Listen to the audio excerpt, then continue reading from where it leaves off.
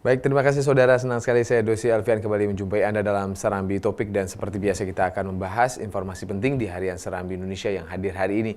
Jika Anda sudah membaca Harian Serambi Indonesia, melihat dua peristiwa yang meramaikan Harian Serambi Indonesia hari ini, dua-duanya demonstrasi yang dilancarkan oleh warga dan kemudian juga oleh mahasiswa. Di PD misalnya, masa demo DPR KPD dan kemudian juga demo warnai Disnatalis di UIN Araniri yang juga Anda bisa saksikan videonya di Serambi On TV juga.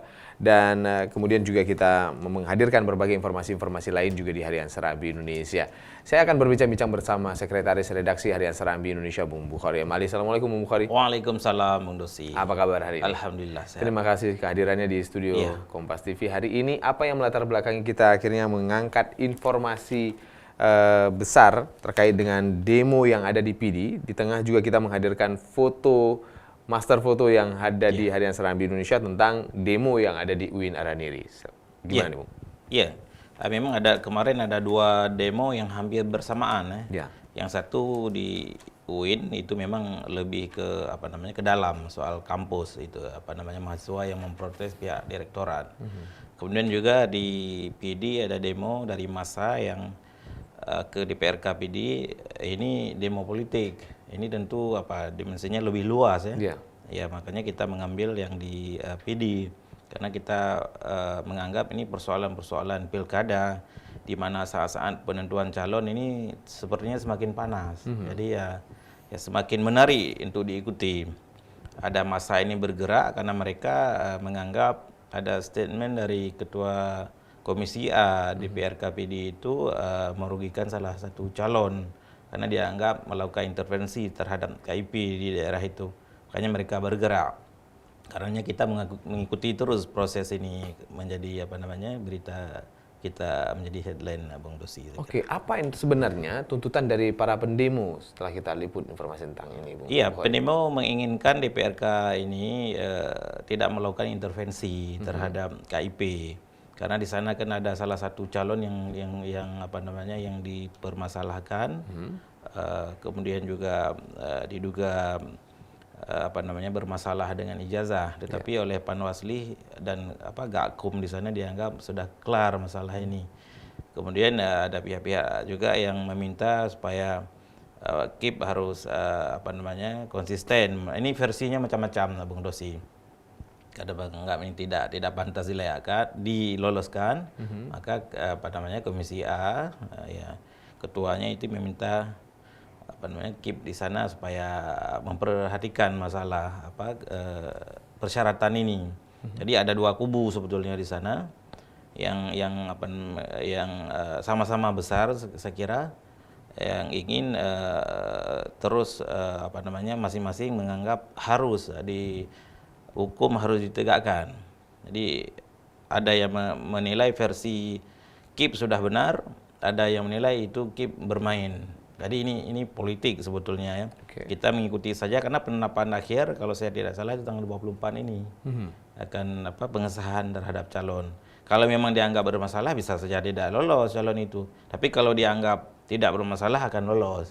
Ini kan pressure yang dilakukan oleh kedua belah pihak, saya kira. Oke, ini kan panjang ceritanya. Panjang. Setelah tes kesehatan dilaksanakan, ada keputusannya, kemudian juga ada statement yang kemudian dikeluarkan oleh KIP, ada statement terkait dengan yang disebutkan oleh DPRK juga. Jika tidak melalui tahapan dan segala macam, mereka akan mengancam KIP seperti itu, menanggung resikonya. Apakah kemudian ini menggambarkan benar bahwa DPRK mengintervensi pelaksanaan tahapan pilkada ini? Ya, saya kira semestinya harus menghormati ya. KIP juga punya lembaga, punya lembaga, dia bekerja dengan aturan-aturan. Kemudian juga DPR juga seperti itu. Nah, apabila memang KIP dianggap tidak melakukan sesuai dengan aturan, tidak melaksanakan sesuai dengan aturan, itu kan bisa digugat. Ada lembaganya yang lain. Ada langkah-langkah hukum yang harus diambil. Yang harus dilakukan. Ya tidak mesti dengan pressure seperti itu, saya kira.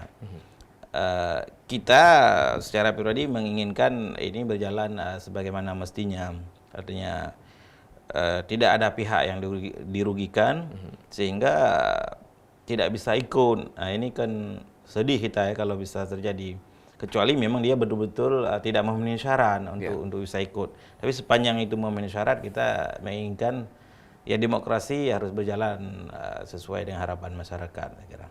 Oke, sampai kemarin setelah demo juga dilancarkan, kemudian juga isu terkait dengan intervensi DPRK, ijazah palsu ini kan terus bergulir ya. Bagaimana situasi di PD sampai saat ini?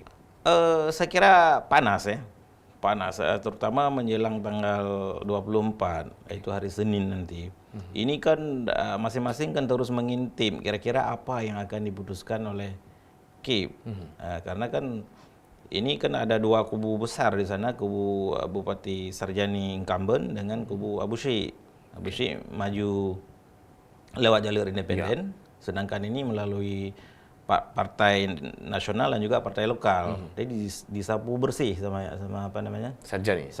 Ya. Dia memang sangat kuat secara kepartaian. Pun ada satu lagi. Nah, kalau misalkan Abu Syik ini tidak lolos, ya sangat mudah bagi Sarjani untuk memenangkan pilkada ini, karena memang tidak ada lawan yang seimbang, saya kira. Nah, ini kan sama-sama berkepentingan untuk terhadap calon yang satu lagi.